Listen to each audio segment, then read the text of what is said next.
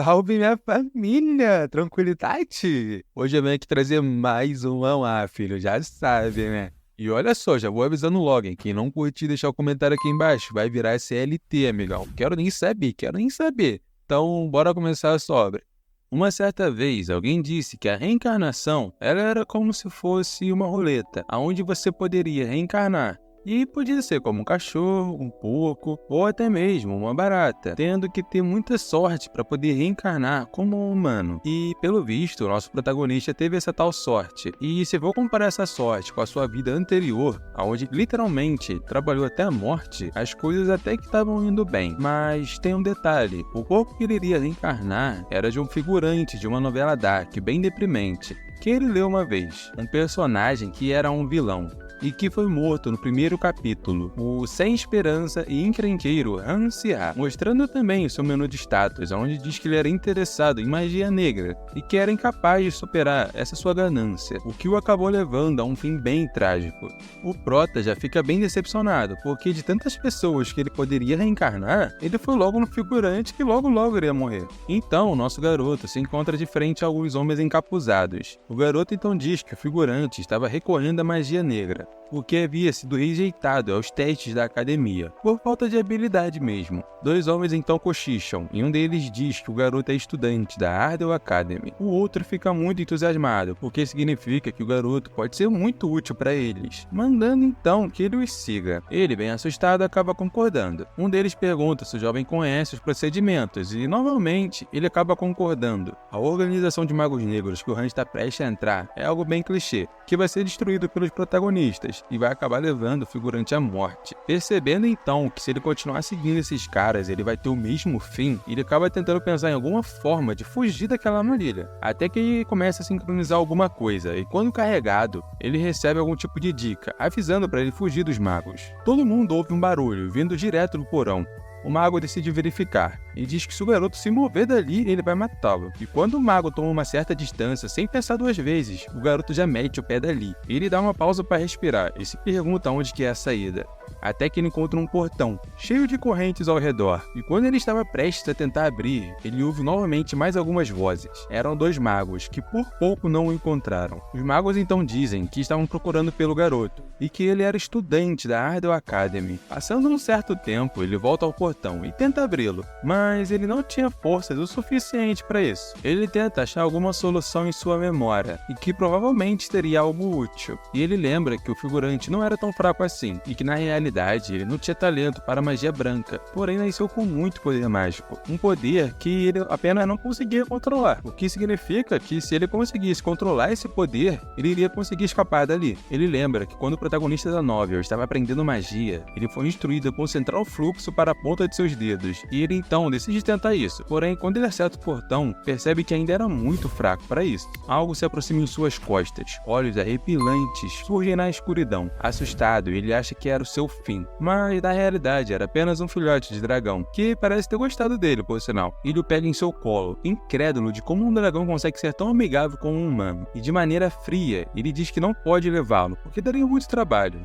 deixando então o nosso dragãozinho muito triste, até que ele pensa mais um pouco, e percebe que pode usá-lo para abrir o seu portão. Uma janela começa a subir, dizendo que a sua afinidade aumentou, e ele fica sem entender nada, até que diz que ele desbloqueou a capacidade de domar, e pergunta se ele domaria um filhote suspeito. Ele fica pensando se ainda tem as habilidades da vida anterior, já que ele tinha muita experiência e talento em domesticação, dizendo que é apenas oferecer garantias e construir uma boa confiança. Ele pediu assim que o dragãozinho confiasse nele, fazendo com que ele começasse a brilhar, mas aparentemente foi só isso. Ele fica até em dúvida se realmente mudou alguma coisa, então ele decide testar, dando seu primeiro comando, que foi para que ele quebrasse as correntes. Eles então se aproximam do portão, ansiosos para ir embora, mas ele ouve alguns passos e uma voz dizendo que era ali que eles estavam escondidos. Os magos negros o haviam encontrado e ele rapidamente tenta pensar em algum plano para escapar daquela situação, até que ele lembra de alguma coisa, e era sua primeira magia de autodefesa, que aprendeu na academia, uma uma magia que espalha uma fumaça e te esconde, algo extremamente básico e que até ele deveria conseguir usar. É inseguro, ele começa a controlar sua respiração e concentrar sua energia na ponta dos dedos, imaginando que está enchendo essa caverna com uma fumaça branca e pura. Ele faz mais algumas caretas de quem está se esforçando e então solta magia para cima dos magos. Aparentemente havia funcionado e ele fica se gamando um pouquinho. Logo, Han e seu companheiro vão novamente pro portão, só que novamente são atacados. O garoto acaba sendo esmagado contra a parede sem nem conseguir reagir. Ele não consegue respirar e fica pensando se vai morrer assim. O garoto fica com um olhar de quem já havia perdido a sua esperança, pensando que não havia nenhuma forma dele sair dali e escapar da magia. Com as suas últimas forças, ele pergunta pro seu companheiro se ele queria sair dali com ele, e diz que como as skills dele ainda são muito fracas, ele vai precisar controlá-lo, pedindo então que ele coopere. O dragão em miniatura parte para cima do mago, soltando uma bola de fogo, queimando tudo que estava em sua frente, o que libertou o nosso garoto. O dragão se aproxima de Han e pula em seus braços. O garoto diz que estava devendo a sua vida a ele, e que o levaria consigo, mas que primeiro eles iriam precisar sair daquela caverna logo. A cena então corta para eles no que parece ser um deserto. Eles já estavam andando há um bom tempo, e o dragãozinho já estava todo acabado. Ele então percebe alguma coisa, e era uma carroça. Ele se aproxima e pede uma carona. O velho, como não é besta, já pergunta se eles têm alguma coisa a perder. O garoto dá uma procurada em seus bolsos e tira o que parece ser um cartão dourado, que parece identificá-lo como um aluno da Ardell Academy. O velho aceita dar uma carona para eles, e ele fica todo pimpozinho. Quando o velho pergunta para onde eles iriam, ele fica um pouco aflito, porque sabe que se descobrirem que ele estava envolvido com magia negra, ele ia acabar jogando de Vasco. E ele também sabe que mesmo que tenha muitas pessoas querendo matá-lo, a academia é um lugar mais seguro no momento, pedindo assim que o velho o leve para lá. A cena se corta para a professora do segundo ano, chamada Selen. Aparentemente, ela gosta muito da elegância da academia, como os lustres, pisos de mármore e até mesmo o uniforme dos estudantes. E ela acaba fazendo uma cara um pouco estranha, e do nada, uma carroça invade o pátio da academia, e era o nosso amigo Han. Ele se aproxima da professora, que pensa se realmente tem algum aluno de tão pouca classe por ali, até que ela o reconhece como sendo Han Se-A, o aluno que não consegue controlar a sua própria magia. O Han se aproxima da professora, perguntando se estava muito atrasado, e ela confirma que ele estava. A professora reflete e, se fosse outro aluno, ela já o teria repreendido na hora, mas que não tem tempo para perder com um aluno tão problemático. Ela também lembra que já ouviu algumas histórias sobre esse tal aluno, de que havia rumores que ele praticava magia negra com bonecos todas as noites, e que não poderia vir nada de bom dele, mandando então ele se apressar e entrar logo. E ele logo fica agradecido,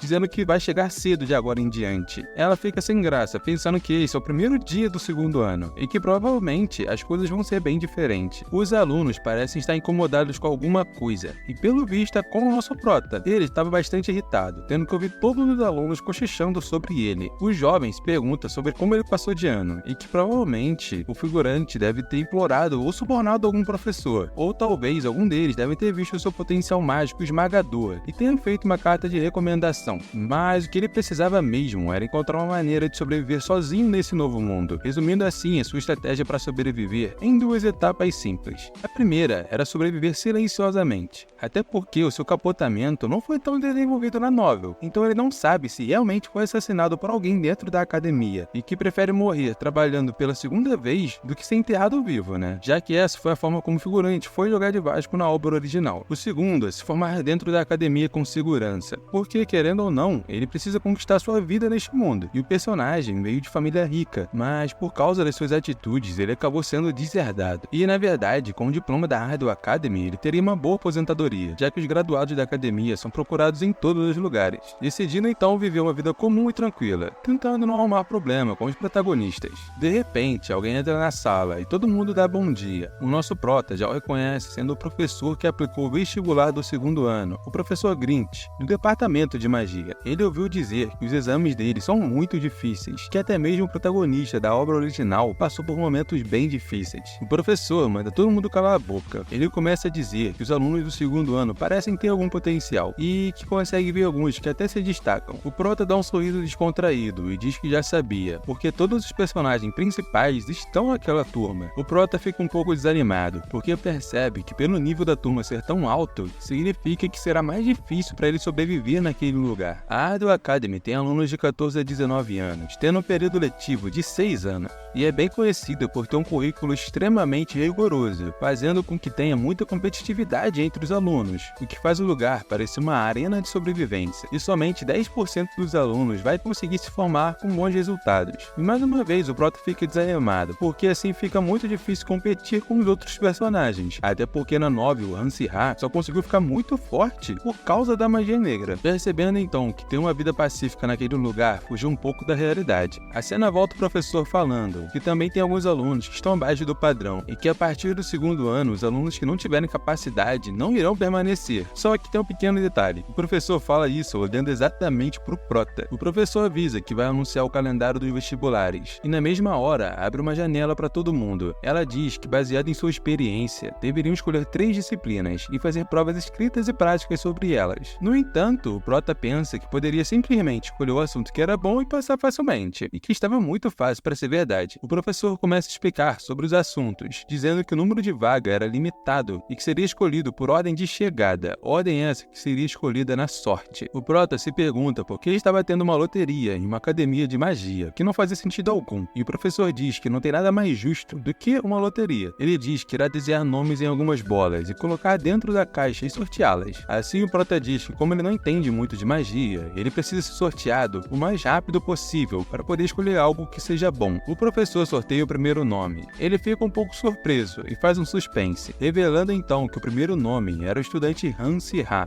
O nosso Prota ele fica bem surpreso, mas ao mesmo tempo aliviado. Ele começa eliminando os assuntos que com certeza teria dificuldades, como operar mana e assuntos mais práticos, ignorando também assuntos que não aparecem na novel e que possivelmente possam parecer sombrios para não levantar suspeitas. Mas ele percebe uma coisa, todos os títulos parecem ser bem difíceis. Ele decide então um curso de estudo de hidrologia e rituais. Esse nome é bem horrível, mas é algo teórico, então é só ele memorizar que é sucesso. Alguns alunos até ficam zoando ele por ter pego esse curso. O Prota volta a escolher os outros 2 cursos e acaba encontrando um que o agradou. Ele então diz que em sua vida passada ele fazia um estágio de veterinário e contando com outro assunto que ele escolheu primeiramente, os 3 eram parecidos com suas funções da vida anterior. O primeiro é o estudo de hidrologia e rituais, que diz ser os princípios hidrológicos únicos deste mundo. Os próximos são anatomia de monstros e estudos básicos de domesticação e comportamento, podendo usar o seu dragãozinho como cobaia. E nessa hora o dragão acaba saindo da bolsa, mas ele já manda voltar pra dentro. Coitado do bichinho, na moral, velho. O bichinho só queria tomar um ar, mas enfim. No momento, ninguém pode saber que ele tem um filhote de dragão,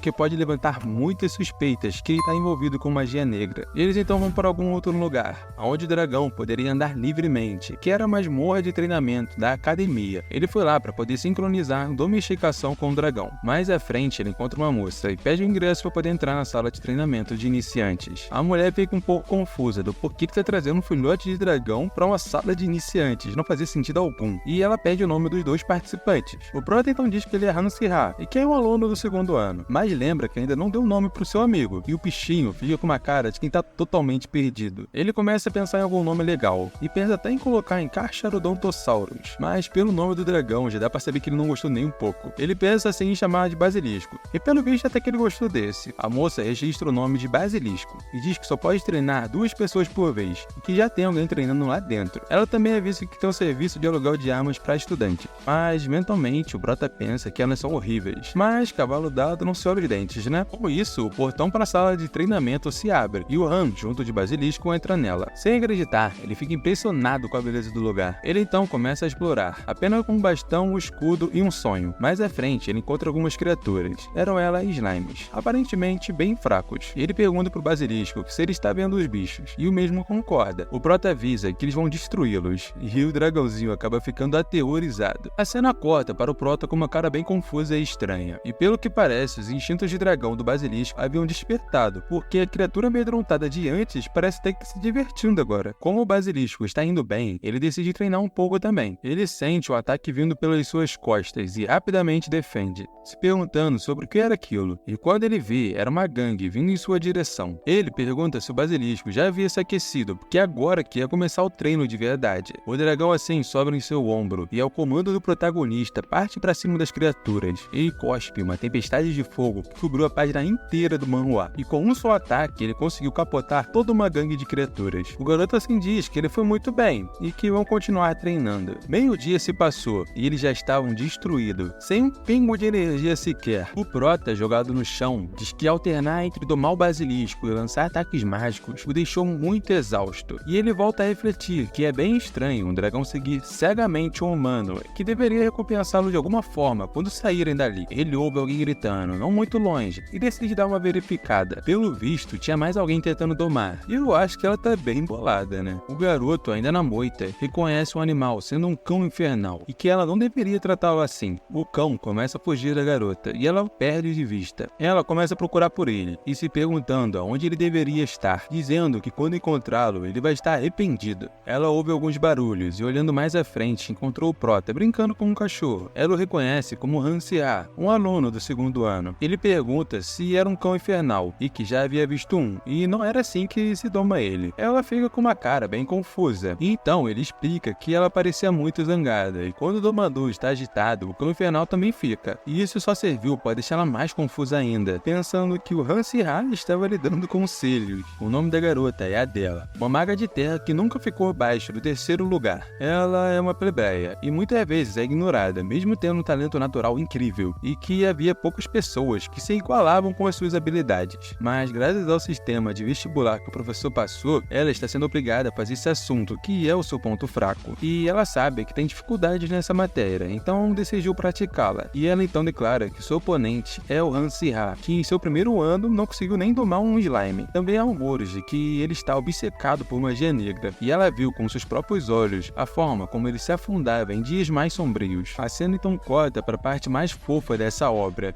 e o prota dizendo também que já havia acalmado o cachorro e que ela já o podia levar. Ela então o pega em seus braços e agradece o prota, que pergunta por que ela escolheu um cão infernal e que era muito difícil para um iniciante. Ela diz que por ser mais difícil tem uma pontuação mais alta e isso iria fazer ela conseguir o 1º lugar no exame. O garoto diz que pensava que ela gostasse de banhos de lama ou algo do gênero, e isso acaba irritando, o que a fez pensar se o Han sempre foi assim, e que ele é um nobre, mas mesmo assim está conversando casualmente com ela, que é uma plebeia, e que ele ainda está no 2º ano, mas já está domesticando um filhote de dragão, dizendo assim que ele é completamente diferente do Han-Se-A que ela conheceu. Ela começa a seguir o nosso prota, para ver se consegue mais algumas dicas de como domesticar o cachorro. Eles então chegam naquele lugar que o basilisco havia explodido, que aparentemente as criaturas já haviam se regenerado. Ela fala assim que vai derrotar todos com apenas um golpe, e quando eles vêm para cima, ela dá-lhe uma espadada, que já saiu capotando todo mundo que estava atrás. O prota diz que isso foi uma abordagem muito agressiva, e pergunta se ela gosta de enterrar coisas vivas, para ver se consegue alguma pista se foi ela quem o enterrou vivo na novel. Ela então pergunta se quer que enterre ele junto com as criaturas, mas antes de terminar, um slime pulou em cima da garota, mas o prota defendeu rapidamente. Ela diz que havia percebido a presença da criatura, e o prota fala que fica aliviado por saber, mas na realidade ela não havia sentido a presença,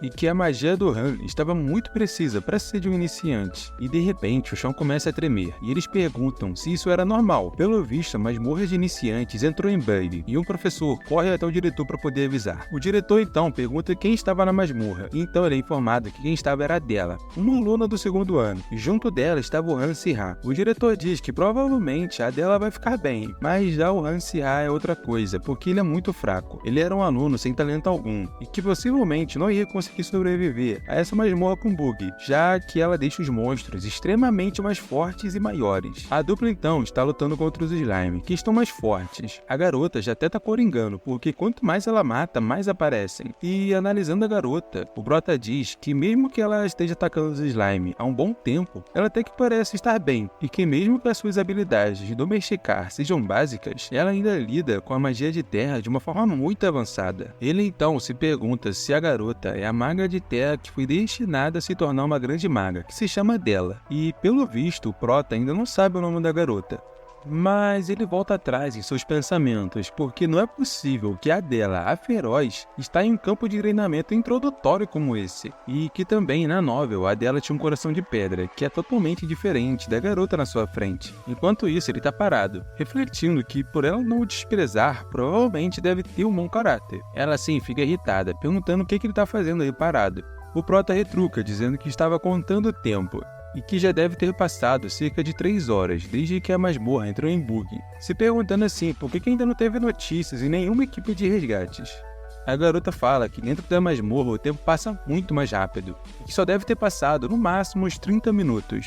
Ele assim fica aflito, porque mesmo que descubram sobre a situação deles, provavelmente vai demorar mais algumas horas. Só que eles não iriam aguentar todo esse tempo, e diz que seria impossível derrotar aquela quantidade de criaturas. A garota fica incrédula com a resposta dele, e pergunta se ele realmente quer só ficar sentado e esperar a morte.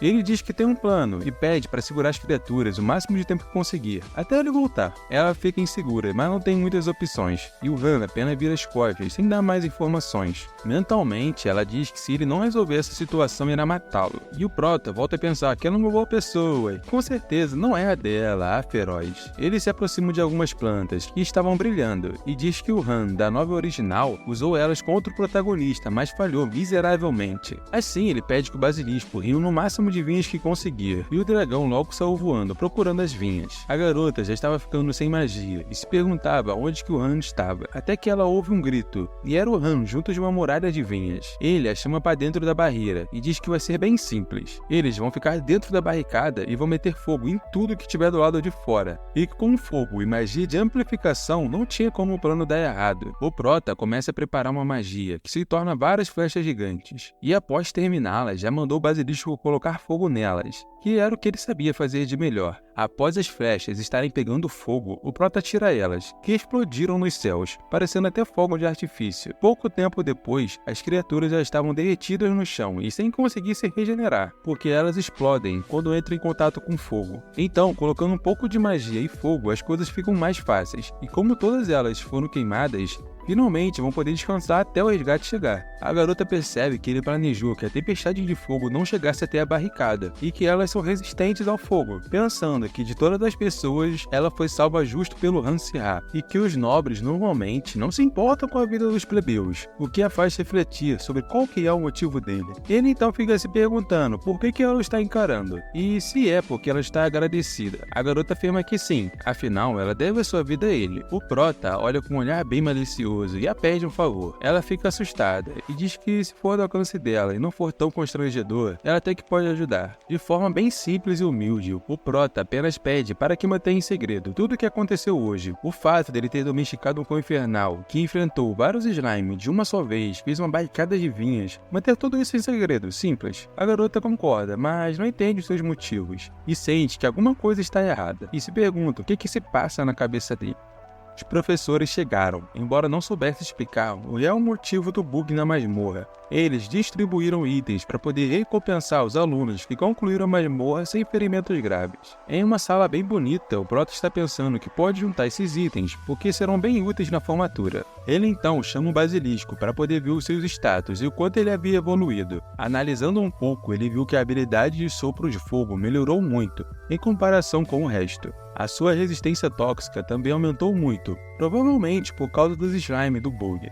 O prota pensa que não sabe o que aqueles magos negros estavam tramando, mas esse dragão não é normal, porque mesmo sendo um filhote, ele tem um talento gigantesco, além de evoluir em uma velocidade incrível, um controle delicado de respiração e uma imensa quantidade de mana. Ele é literalmente um monstro em todos os aspectos, decidindo assim que precisa criá-lo da forma correta. O Han oferece uma orbe de slime para o dragão, dizendo que parece ser muito gostoso e pergunta se ele quer experimentar, mas que pela cara dele já dá para saber a resposta. O prota continua insistindo, dizendo que ele ainda nem experimentou e então não tem como ele saber o gosto. O basilisco então decide se arriscar e dá uma bocada na orbe. Ele sente alguma coisa estranha acontecendo, mas era apenas a vontade de colocar tudo para fora. Os seus status de mana e resistência tóxica aumentaram bem rápido, e provavelmente o basilisco já sentiu a diferença. As orbes condensam as habilidades do slime, o que aumenta o status do consumidor, e apenas comer um aumentou até mesmo mesmo status de mana, o que é bem difícil. O instinto do dragão de ficar mais forte aumentou seu apetite, o que fez devorar as orbes, fazendo com que seus status aumentassem disparadamente. Alguém bate na porta. Era a garota desesperada procurando pelo Han. Ela pergunta se ele realmente não se importa dela receber os créditos pela masmorra, o que a fez receber muito mais itens do que ele. O Prota então confirma, dizendo que não se importa e que ela deveria parar de gritar. Ele também pensa que isso seria o melhor, porque poderia levantar suspeitas de que ele está envolvido com magia negra. A garota então diz que se fosse simpatia, era melhor guardar para si, porque ela não ia aceitar isso dele. O Prota fica um pouco confuso com essa história de simpatia, e diz que nem sabe quem ela é. A garota fica indignada, perguntando como que ele não a conhece, e ele diz que se realmente precisa conhecê-la, ela deveria dizer o seu nome. A garota então diz ser Adélia Estivia, e o garoto fica realmente bem surpreso, porque esta à sua frente será a única grande maga que sempre estará no top 3 da academia, uma personagem principal que enterrou cruelmente o Han Sirha na obra original. Ele fica refletindo porque estava tão perto da pessoa que poderia facilmente enterrá-lo vivo. Enquanto ele só pensava que estava adiantando a sua entrada no time do Vasco, a Adélia pergunta se ele costuma se olhar no espelho.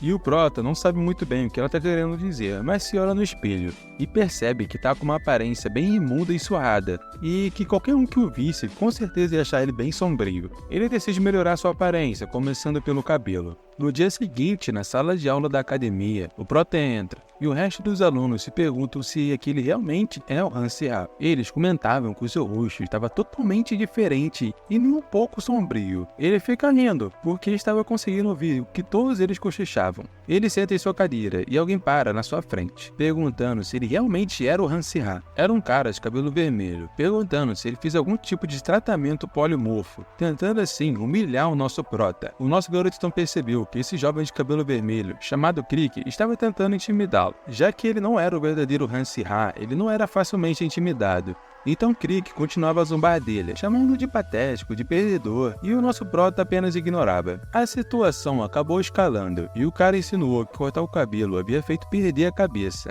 O nosso garoto, que nutria uma repulsa gigantesca por pessoas com bocas tacarelas, decidiu que não podia mais tolerar esse tipo de comportamento.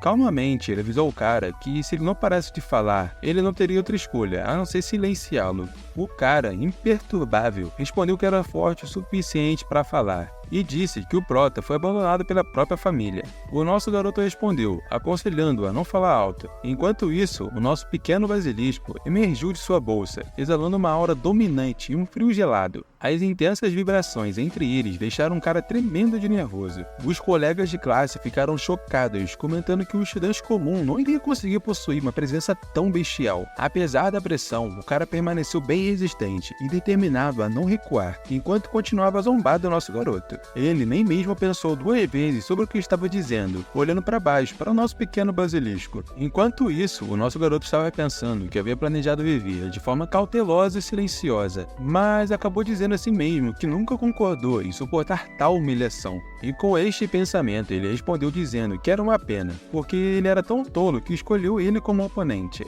E nisso, o Prota se dirigiu a ele, dizendo que era apenas um plebeu comum. O nosso garoto podia então ver sua raiva fervendo. O Ruivinho parecia que estava latindo insultos, como se fosse um cachorro, e ficava furiosa com cada palavra. E o nosso garoto encontrou diversão em assisti-lo perder a compostura, provocando ele como se estivesse tomando uma fera selvagem. Ele comentou sobre como o garoto era facilmente provocado, perdendo a calma com meras palavras. A língua afiada e o tom sarcástico do Prota mudaram a dinâmica de poder. Agora, era ele quem estava intimidando o valentão. Com um sorriso brilhante, ele acariciou a cabeça do basilisco, lá ele, e disse que até mesmo um filhote de dragão pode causar um grande impacto, e que isso não era sobre tamanho, e sim sobre capacidade. Ele olhou para o garoto, provocantemente, perguntando se ele tinha medo de que o dragão fosse mordê-lo. O estudante estava claramente perturbado, e mesmo assim o nosso garoto provocou ainda mais, avisando que se ele acabasse morto não tinha como trazê-lo de volta. O rapaz, incapaz de conter sua raiva, gritou de frustração, exigindo saber se ele estava falando sério, insistindo que o nosso garoto precisava aprender seus limites. Sentindo a crescente agitação do garoto, o nosso Prota adicionou mais lenha à fogueira, desafiando ele pelos resultados do exame de abertura, e então veriam quem era o melhor. Ele então declarou que o garoto ficou atordoado, claramente não estava esperando um desafio tão repentino. Após essa declaração, a cena mudou para o final da aula. com o nosso garoto voltando para o seu dormitório, enquanto refletia sobre o que havia acontecido naquele dia. O Prota estava se lembrando da aposta que fez com o Crick, de que se ele ganhasse, o Crick latiria feito um cachorro, e que o nosso garoto havia respondido, agradecendo a ele por um desafio tão fácil. A sua aposta já estava praticamente resolvida, e ele pensou que tudo que tinha que fazer era esperar ver o Crick latir. E isso acabou lhe trazendo memórias da sua vida anterior, onde ele era conhecido por ser bom em limpar suas bagunças, e por isso as outras pessoas o chamavam de cachorro louco. Ele sempre se levantou contra a injustiça e nunca perdeu para ninguém, orgulhoso de si mesmo. Repentinamente, ele foi interrompido por seus colegas de classe. Eles perguntaram se desta vez ele realmente iria enfrentar o Crick, acrescentando que ele teria sorte de apenas passar no exame. Eles começaram a zombar, perguntando como que ele ousava desafiar o Crick, como se estivesse se enganando. Eles mal podiam esperar que ele realmente pretendia vencer e fazer com que aquele uivo latisse como um cachorro. Nosso garoto permaneceu calmo, ignorando as provocações, pensando que isso era comum em qualquer mundo. Pessoas como eles não deixariam os outros sozinhos, mesmo que fossem bem-sucedidas. Enquanto os outros buscavam atenção e pareciam crianças carentes, o nosso Prota se virou para o cara de cabelo amarelo e perguntou seu nome. O cara começou a sentir que algo ruim estava prestes a acontecer e ficou bem nervoso. Ele perguntou por que o Prota queria o seu nome e por que isso era importante. O Prota então o interrompeu, exigindo que dissesse o seu nome. O garoto não teve escolha a não ser revelá-lo. Ele era Fabian Dan Edwin, e ele estava tremendo de nervoso, aparentemente em pânico, e perguntou se o nosso garoto já não o conhecia. Ao ouvir isso, o Prota se perguntou se havia lido sobre ele ou se o conhecia. Ele então se lembra que o Fabian era um príncipe arrogante que usava sua posição para manipular pessoas mais fracas. Ele era um líder de valentões maliciosos que o alvejavam. Sem mais delongas, ele jogou sua carta escondida, abrindo a sua bolsa e revelando o basilisco. Naquele momento, o Basil parecia bem confusa, sem ideia de que seu mestre estava planejando. Quando o Fabian viu, ele ficou chocado e não esperava que o garoto usasse isso contra ele. Ele perguntou o que o nosso garoto planejava, mostrando aquilo para ele. O nosso basilisco então olhou para o garoto com um olhar brilhante e de repente pulou em direção a ele. Edwin e seus amigos foram pegos de surpresa ao ver o basilisco aparentemente atacando Edwin. Seus amigos fugiram rapidamente, deixando-o para trás enquanto ele gritava por ajuda. Após isso, a cena mudou. O nosso garoto parecia ter terminado a sua aula prática e estava sentado, até que Adele se aproxima. Ela pergunta se ele havia ouvido os novos rumores que estavam se espalhando, observando que desta vez não era brincadeira. Ela aconselhou que para o seu bem-estar seria melhor não mexer com a realeza, e ela se referia ao garoto chamado Edwin, que ele havia atacado recentemente. Ao ouvir isso, o nosso garoto respondeu que não se importava nem um pouco, até porque foram eles que começaram, e ele apenas estava ensinando boas maneiras.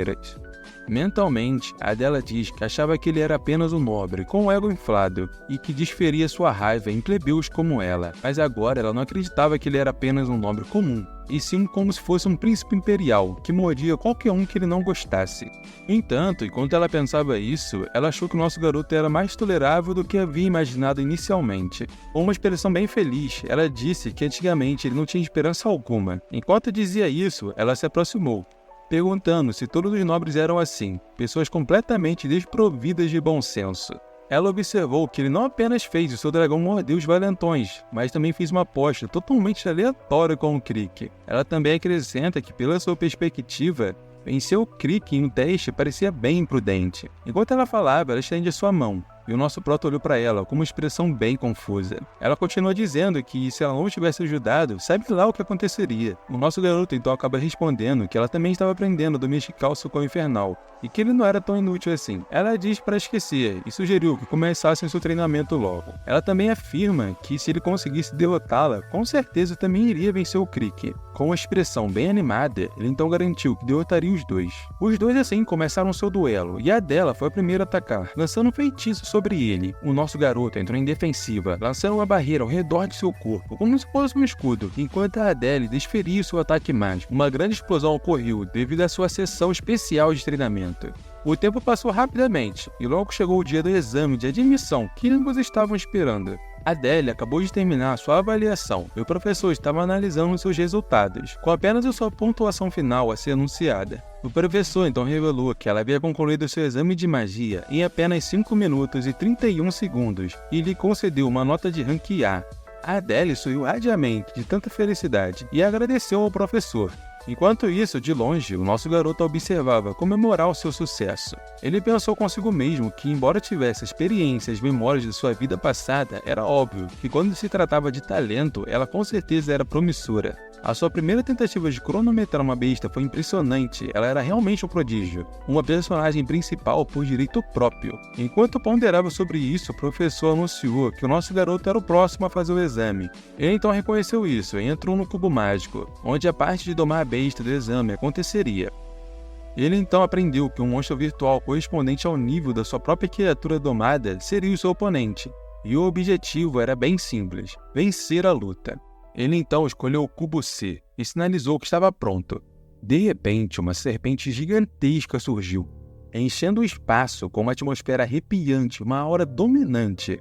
A besta foi identificada como uma Adaption, um monstro semelhante a uma serpente que Li-Han, protagonista da novel, havia encontrado pela primeira vez em seu 3º ano. A sua presença imponente e tamanho massivo sugeriam que uma única colisão poderia ser totalmente letal, assim como o romance havia descrito. Ao considerar isso, ele se assegurou ao basilisco que não precisava ter medo, observando que o basilisco provavelmente queria enfrentar esse desafio tanto quanto ele. Enquanto Basil parecia bem nervoso, nosso garoto lembrou a ele que havia melhorado muito e se tornado muito mais forte desde que consumiu tantas orbes de slime. Ele então incentivou Basil a se concentrar, e ouvindo isso, ele acabou ganhando mais confiança. A batalha então começou. Nosso garoto instruiu Basil a se aproximar da serpente, sabendo que a criatura geralmente tem uma visão bem fraca. Ele se usou como um isca para poder distraí-la, enquanto se preparava simultaneamente para lançar um grande feitiço. Ele avisou o basilisco para ficar alerta, pois um único ataque poderia acabar com os dois.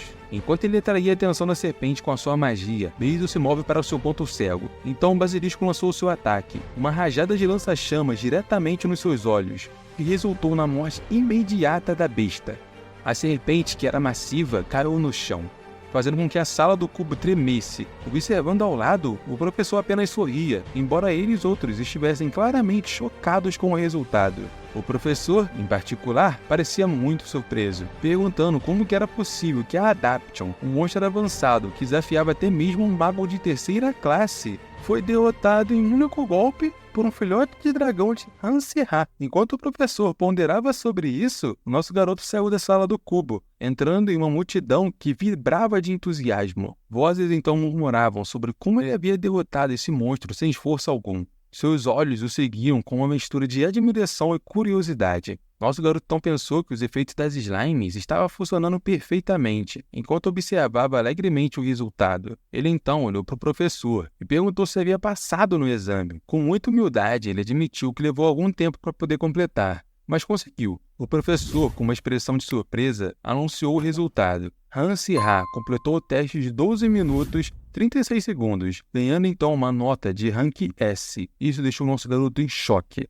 Ele realmente não estava esperando receber essa nota. A sua amiga ficou mais ansiosa que ele, surpresa por ter ficado no topo do ranking, falando então que os treinos que eles fizeram realmente estavam funcionando. Só que tinha um problema. Ele ainda estava muito nervoso. Por mais que ele tenha tirado uma nota de rank S, ele ainda ficou em 15º lugar, o que o deixou com um frio na espinha, porque ele só queria ter uma vida de pobre, sem chamar a atenção de ninguém, fazendo então ele coringar com a sua própria sombra. A Adele então pergunta se havia saído bem no teste de matemática que eles tiveram mais cedo. E mentalmente, ele fala que a prova estava muito fácil, mas ele errou quase todas as questões de propósito, com exceção de apenas uma, dizendo para sua amiga que ele foi mais ou menos. Ela então diz que aquela prova foi desumana e que estava muito difícil, deixando bem claro o quão ruim ela era em matemática, fazendo o prota pensar que as questões eram problemas simples que ele resolvia no ensino médio e que poderia dar aulas particulares para ela no futuro. Ela fala que, ao contrário dele, conseguiu resolver todas as questões, errando então apenas uma. Ele então a avisa que errar apenas uma não era um problema, mas ela rapidamente o corta, dizendo que esse problema poderia fazer ela perder sua bolsa de estudos. Novamente, ela faz mais uma pergunta, que era se ele havia resolvido a questão número 27, que era sobre um círculo mágico. E então, ele diz que sim, havia resolvido. Aliás, essa foi a única questão que ele com certeza acertou. Ela então fica sem palavras, e ele pergunta se fez alguma coisa de errado. A garota fala que não fazia sentido algum. Como é que ele conseguiu resolver essa questão? Ela fala que a única questão que não conseguiu resolver foi essa. que deixou o Prota ainda mais assustado, porque não havia percebido quão difícil ela era. A cena corta para a sala do diretor, onde a sua secretária o informa que de todos os alunos da escola, apenas um conseguiu acertar a questão de número 27. O homem então fala que ele mesmo criou aquela questão e que não tinha como chutar de jeito algum, já que ele a fez para poder filtrar os melhores alunos do segundo ano. Ele pergunta para a professora quem é que havia acertado, e calmamente ela diz ter sido Han Se-ha. Só que ela percebe algo de estranho. Ela verificou as outras respostas dele. Ele havia errado todas as questões de propósito e que ele acertou apenas a pergunta mais difícil, para assim poder mostrar as suas habilidades. O diretor diz se lembrar do garoto e da forma como ele se destacou no exame de domesticação, mandando então que ela fique de olho nele. No dia seguinte, os alunos estavam olhando o mural que mostrava as classificações do exame. E o Prota, todo ansioso, já foi procurar em qual lugar o Ruivinho havia ficado. E pelo visto, ele estava no 32º lugar. Mas quando ele foi olhar a sua classificação, ele acaba percebendo alguma coisa errada. Ele havia ficado em 11º lugar. E nesse momento, o Ruivo acaba avistando o Prota e ficou em choque com a presença do homem, que sem enrolação alguma já chamou ele para o cantinho. Enquanto eles conversavam, o Ruivo estava bem desconfortável e o Prota já o pergunta em qual posição ele havia ficado. Ele responde que havia ficado em 32º e com um sorriso malicioso, o Prota fala que ficou em 11º, filhão, deixando então o Ruivo todo sem graça, meu amigo. Enquanto que o encarava, o Prota pensa que ele cai facilmente em uma provocação, mas que ele não tem motivos para o odiar, e muito menos para vê-lo latindo. Que bagulho estranho. Então ele dá uma esquentada na testa do garoto, que fica todo boladão, falando que isso não fazia parte da aposta. Prota fala que ele não é doente para que ele ficar vendo um pobre imundo ficar latindo no meio da academia. E então manda encontrá-lo no porão abandonado do clube. Já no porão, o Ruivo pergunta o que ele queria, e o Prota fala que precisava de um favor, só que antes pergunta se ele sabe quem é o seu pai. Ele fica confuso e pergunta como que ele não iria saber, já que o seu pai foi o fundador do Império de Ardell, o hemograma que aniquilou os Magos das Trevas na Grande Guerra dos Magos Negros, o grande herói Han Tai-so. O Ruivo fica sem entender o porquê que ele estava perguntando isso, e se era para intimidá-lo. O Prota então aponta para ele e fala que ele tem um bom networking e pede para que ele espalhe algumas fofocas sobre ele. Se aproximando de seu rosto, ele conta mais detalhes sobre qual tipo de fofoca ele deveria espalhar. O garoto fala que precisa ser o mais rápido possível e para o máximo de pessoas que conseguir, deixando então o Ruivo todo assustado, perguntando se ele havia enlouquecido de vez. Dias depois, o mordomo chega ao seu senhor, avisando que tem notícias sobre o seu filho, que estava na Academia Ardell. Esse senhor era o Tai-so, o pai do Prota, que pergunta o que seu filho retardado fez dessa vez. O mordomo avisa que ele não estava muito bem, e mesmo que o senhor tivesse pago as mensalidades e taxas de dormitório, o seu filho estava vivendo à beira da fome. Só que o seu pai não estava se importando nem um pouco, dizendo que ele não iria morrer assim, e que precisava disso para poder cair na realidade, e dizendo que se ele pronunciasse novamente sobre magia negra em sua frente, ele não iria poupá-lo, mesmo que fosse seu filho. Mas o mordomo continua, dizendo que desta vez o seu filho havia mudado, e no exame teve resultados extraordinários, ficando assim no 11º lugar. Ele continua dizendo que as suas reputações também haviam mudado, e que o jovem mestre agora é gentil, ereto e muito bonito, deixando assim o nobre espantado e em dúvida se aquilo ali realmente era verdade. Ele lembra de como foi duro com seu filho, para que assim pudesse impedi-lo de se envolver em magia negra. Mas como o garoto é o seu único filho, e é ele quem herdará os negócios da família, Tai-so se levanta rapidamente e fala que se seu filho entrar para o departamento de magia, ele dará todo o apoio financeiro que ele precisa. Na academia, o Prota estava vendo se chegou alguma coisa para ele, e pelo visto chegou um cheque de seu pai. Ele pensava que seria apenas uma cadeirada, mas na verdade ele recebeu um valor que iria durar um semestre inteiro, sem levantar um dedo sequer. O garoto então comemora, porque as fofocas que o Ruivo havia espalhado tinham funcionado, até que a Della o chama e avisa que estão atrasados para a cerimônia de avanço. No caminho, ele lembra que no segundo ano, os alunos são alocados em departamentos que serão adequados às suas aptidões, tendo o mais forte deles o departamento de magia, que é para quem lida com diversas habilidades mágicas, e oferece muito mais chance dos alunos se desenvolverem. Também tendo o departamento de ciências naturais, onde combinam pesquisas, experimentos experimentos e elementos acadêmicos junto à magia. O departamento de teologia, onde usam magias com habilidades espirituais, como profecias e adivinhações. E por último, e o mais sombrio, o departamento de necromancia, que é o único lugar em todo o Império em que a magia negra pode ser estudada legalmente. Neste momento, então, se inicia a cerimônia de avanço. Um professor passa as instruções, dizendo que quando seu nome for chamado, deverá subir no palco e colocar suas mãos nos dados mágicos. Uma ferramenta que detecta suas tendências inatas e alinha com as suas especializações. Novamente, o Prota se lembra que na obra original, ele foi designado para o departamento de necromancia, alimentando assim o desejo de usar magia negra para eliminar os outros estudantes. Mas, por conta disso, acabou tendo um fim miserável. Isso o deixa com uma pulga atrás da orelha, pensando se os dados darão esse mesmo resultado. E mesmo que tenha outra pessoa neste corpo, as coisas que ele fez nos últimos dias não podem ser chamadas exatamente de boas ações. Assim, o primeiro nome é anunciado. O estudante Li Han, que estava no número 1 do ranking, visava o departamento de magia. Ele se aproxima, enquanto que os outros estudantes babavam seu ovo. Enquanto que ele pegava nos dados, o Prota o admirava e diz que ele com certeza foi abençoado com um bônus de personagem principal, e que era injusto ele ter reencarnado em um perdedor.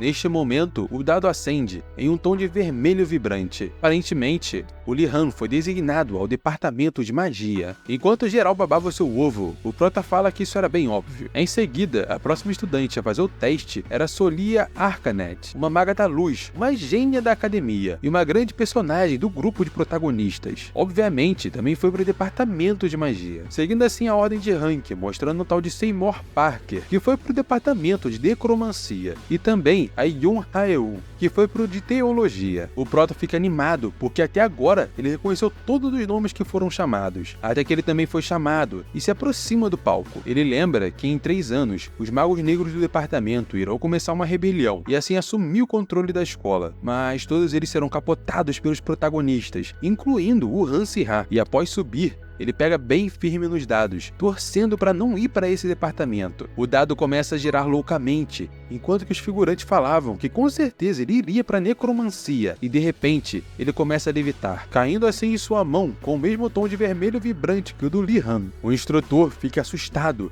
e então grita em alto e bom som que o estudante Han Si-ha entrou para o departamento de magia. Neste momento, pessoas começam a discutir, não aceitando que ele tenha conseguido, mas o Prota não estava nem aí, até porque ele não passava de figurantes insignificantes. Sua amiga chega por trás, o parabenizando por ter conseguido entrar no departamento, dizendo que também conseguiu entrar nele. Prota então pergunta se ela esperava conseguir entrar no departamento de magia, e por algum motivo, ela geme toda kawaiizinha. Mano, que bagulho é esse, velho? O que deixou o nosso garoto todo sem graça, dizendo para ela nunca mais fazer uma coisa dessas. Ela explica que se ele fosse de necromancia, teriam que lutar todos os dias, e ela não queria bater nele toda hora. Alguém chama pelo Prota e ele reconhece a voz. Era o Li Han, que o estava parabenizando por ter conseguido entrar no departamento de magia, o que deixou o Prota maluco, tentando entender por que ele estava conversando com ele. E nisso, o Li fala que não sabia que ele tinha interesse no departamento de magia, estendendo assim a sua mão pro Prota, que estava com uma cara de desconfiado, mas ignora e aperta sua mão. O garoto então se aproxima e quando está bem perto, ele sussurra em seu ouvido, dizendo que sabe que ele estava preso na masmorra pouco tempo antes do exame. Se afastando, ele fala que deve ser incrível, porque um estudante comum não sobreviveria em uma masmorra bugada, dizendo estar curioso para saber qual magia que ele usou para escapar daquela situação. O Han fica sem reação e a única coisa que pensa é que não tem como prever o que o Li está aprontando, dizendo que, como qualquer protagonista, ele tem uma confiança absurda e uma sede insaciável de eliminar as forças do mal. E rapidamente ele entende o que está acontecendo ali e diz que o Li o enxerga como se fosse um mago negro que precisa ser eliminado. Poucos minutos depois, os alunos estavam olhando o mural para saber em qual dormitório ficariam. E sabendo que vai ficar no 203, o Prota segue o seu caminho, ficando encantado com a beleza do lugar, que parece até mesmo um hotel de 5 estrelas. Procurando ao redor, ele acaba encontrando seu dormitório. Enquanto entrava, alguém alguém que estava lá dentro se assusta e o confronta, perguntando se ele era o Han Si-ha. O Han disse que era ele. E quem é que estava perguntando? O garoto então fica animado, orgulhoso por ser colega de quarto do grande astro da cerimônia, o perguntando se foi ele quem botou o Ruivinho e o pequeno nobre em seus devidos lugares. O Prota então nos conta que depois da cerimônia, o Fabiano estava reclamando sobre como que ele, um nobre importante, estava no departamento de necromancia, enquanto que o Han foi designado para o de magia. Ele lembrou ao Fabiano de um pequeno detalhe: mesmo que diga ser da realeza, ele na verdade não passava de um plebeu, que nem mesmo era da família real. Falando então para ficar na dele, pro seu próprio bem. O Fabiano começa a chorar, pensando se ele realmente era um merda, fazendo com que o Prota e os estudantes que estavam ao redor se questionassem se ele realmente era uma boa pessoa. Enquanto que o Prota estava atordoado por lembrar dessa situação, o garoto se apresenta, dizendo ser o Will, e que diferente do Prota, ele não era famoso, muito menos de uma família poderosa. Mas o Prota se espanta e pensa ironicamente que já ouviu falar desse nome. Ele se lembra que o Will era o melhor amigo de Li-Han, e mesmo aparentando ser bem alegre, ele é um personagem bem astuto e versátil, sendo um ótimo X9 por conta de seus contatos. Enquanto que ele perguntava ao Prota por que estava com uma cara de cu, a única coisa que o garoto pensava era que todas as pessoas ao seu redor estavam relacionadas ao seu capotamento, e o garoto, ainda bem alegre, o chama para dar uma volta e conhecer o lugar que irão passar grande parte do semestre, tirando um mapa e dizendo que será muito mais divertido com uma companhia. Então eles acabam indo para a cafeteria. O garoto avisa que quase ninguém a usa. Aparentemente, as tias da cozinha fazem vários experimentos todo santo dia. Inclusive, fala que a janta de hoje será uma salada de perna dianteira de javali. Em seguida, eles passam pelo campo de treinamento, onde eles praticam as suas magias ao ar livre. Will reforça que é um lugar para se tornar bastante cuidado, já que todo o semestre pelo menos uma pessoa é capotada. O Prota pergunta do porquê que eles não colocam algum tipo de barreira mágica para impedir esses acidentes. Will dá uma farpada, falando que os boatos que ele ficou mais inteligente realmente era verdade. O Prota ri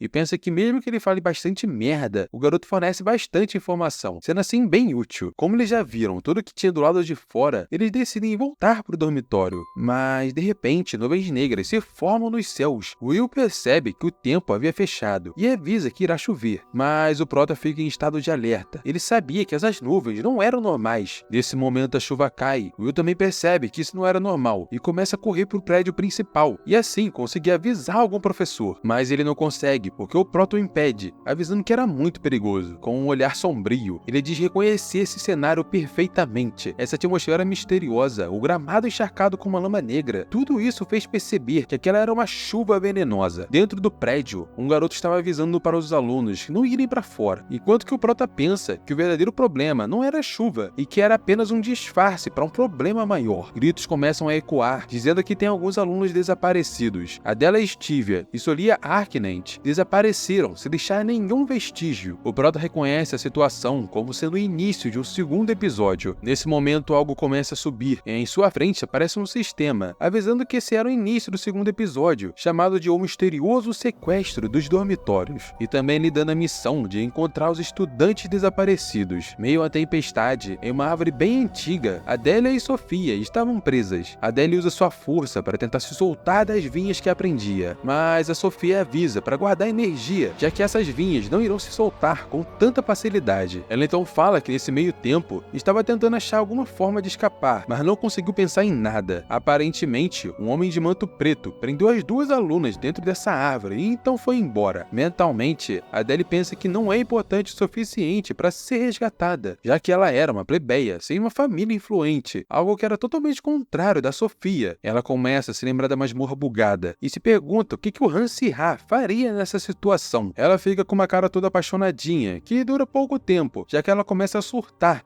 dizendo que provavelmente o Han deveria estar dormindo agora, e nem sequer sabe que ela foi sequestrada. Sofia diz ter uma teoria. Ela fala que essa árvore parece ser fraca contra a luz. Os céus estão cobertos por uma nuvem negra. Parece que o local foi criado intencionalmente para não receber luz, dizendo que tem alguma coisa de errado naquele lugar. Adele fica impressionada com a sabedoria da Sofia, algo digno de um inscrito do canal do Gordão. Enquanto isso, ela diz que essa magia que estão usando para atacá-las é uma chuva tóxica, e com certeza era magia negra, e a maior fraqueza fraqueza da magia negra é a magia de luz, mostrando então em suas mãos a sua magia de purificação da terra. Adele então pede para que ela agisse logo, já que ela não tinha muito tempo. Sofia começa a se preparar, respirando fundo, ela começa a falar os encantamentos, que fez com que o chão em seu redor brilhasse. Um brilho tão intenso que Adele fica surpresa com tamanho poder e se pergunta se realmente está dando certo. Mas algo acontece. Enquanto ela usava sua magia, uma névoa negra cerca. A névoa começa a sufocá-la, fazendo com que tenha que parar a sua magia. E em meio à escuridão, surge uma voz macabra, dizendo que não importava se ela tinha um grande potencial, já que ela não passava de apenas 2 crianças do 2º ano. Sofia sente dificuldade para respirar, e a voz, que era a própria árvore que os aprisionava, estava se infiltrando em sua mente, corroendo assim todos os seus pensamentos. Ele a faz uma oferta tentadora, se oferecendo para ajudá-la a restaurar a honra de sua família, dizendo que ela lutou com unhas e dentes para se juntar à escola, mas está em seu limite, que por fim afirma ter o poder para reviver a sua família facilmente. Sofia estava presa em seu genjutsu, prestes a aceitar essa oferta tentadora, até que Adele dá um berro, dizendo que ela não é a única que teve uma vida difícil. Se virando para a árvore maligna, ela o manda que pare de tentar controlar sua amiga. A criatura fica impressionada por ela estar resistindo à poluição da chuva negra, dizendo que os estudantes deste ano realmente são diferenciados. Adele pensa que está conseguindo chamar sua atenção, para assim a Sofia conseguir recuperar os seus sentidos, dizendo que essa magia explora o mais fundo desejo do alvo, o que significa que poderia resistir com a mais pura força de vontade. Enquanto que a árvore tentava ler os seus pensamentos, ela começa a insultá-lo, dizendo que não fará nenhum acordo com uma casca imunda igual a ele. Ela o chama de medroso, dizendo que ele nem consegue revelar sua verdadeira identidade, e assim precisava ficar se vestindo de árvorezinha. Ele fica com muita raiva e lança um ataque poderoso para cima da Adele, que já havia aceitado o seu fim. Um raio de luz bloqueia o ataque, e sem acreditar, ela se pergunta se a Sofia já havia recobrado a consciência. Quando ela olha para o lado, a Sofia ainda estava sob o efeito do controle mental, e em sua frente estava o Prota, com uma pose bem bad boy. Eles então dão uma mãozinha, e preocupada, a Adele pergunta como que ele a encontrou, e aonde que ele havia aprendido a usar essa magia de luz. O Prota diz que ela estava perguntando demais, mas ela explica que usou uma magia básica, e a ampliou com uma lupa mágica. Ele a pergunta se estava bem, e bem eufórica ela diz que estava. O Prota então saca uma espada, e a chama para lutar ao seu lado. A garota fica sem reação, e reconhece a espada como sendo a que usava no campo de treinamento. Ele diz que de fato ele a conhece, e como ela vai enfrentar um mago das trevas, vai poder usar toda a sua força. Revelando a sua verdadeira forma, o mago começa a recobrar a consciência, e ficando assim com muita raiva do Prota por ter ferido seu olho. O Prota zomba de sua cara, dizendo que também irá queimar seu outro olho. Partindo para cima, o mago fala que irá matar todos eles, só que ao invés de atacar os estudantes, ele bloqueia a única entrada de luz do local, fazendo então com que a sua força aumente ainda mais. Ele usa sua névoa negra no Prota para tentar controlar sua mente. A sensação que ele tinha era que vozes estavam corroendo a sua mente. O Prota reconheceu isso como sendo feitiço de controle mental e fala que realmente é algo muito ruim. Facilmente ele desfaz a magia e diz que estava usando os fragmentos de memória de Hansi-Ha, então isso não fazia efeito algum nele. O mago fica sem entender nada, se perguntando do porquê que não havia funcionado, mas o Prota o explica que na verdade ele não passava de um fraco, um verme que precisou recorrer à magia negra. Aparentemente, o mago já havia se fundido à árvore, como se fosse parte dele. A árvore essa que se chamava Latmus, a árvore anciã, um híbrido criado pelos magos das trevas para aprimorar a magia de controle mental. O Prota fala que é bem fácil derrotá-lo, já que como qualquer criatura psíquica, ele perde a sua durabilidade com o passar do tempo. Ele confirma com a Adele se a fraqueza do mago realmente é magia de luz, e ele então confirma, dizendo que por coincidência, a fraqueza das árvores é o fogo. Nosso garoto começa a combinar um ataque com o basilisco, e o mago tenta defender com a sua magia negra. Uma luta insana acontece dentro da árvore, mas o nosso Prota não foi forte o suficiente, e foi lançado contra a parede. Desesperado, ele clama pelo basilisco, que pelo visto havia se machucado só um pouco. O mago aproveita que o Prota baixou a guarda e lança um ataque surpresa, só que novamente um feixe de luz o corta, como se fosse o mais fino papel. Era a dela que o manda se levantar logo, e diz que eles não tinham muito tempo. Assustado, o Prota pensava que aquele era o seu fim, e a dela diz que precisam lançar um ataque mais forte ainda. Mas a Sofia ainda estava inconsciente, e eles eram muito fracos para enfrentar um mago das trevas. Ela pede pela ajuda de Han, dizendo que confiava nele e que com certeza irá conseguir pensar em um plano para sair dessa situação.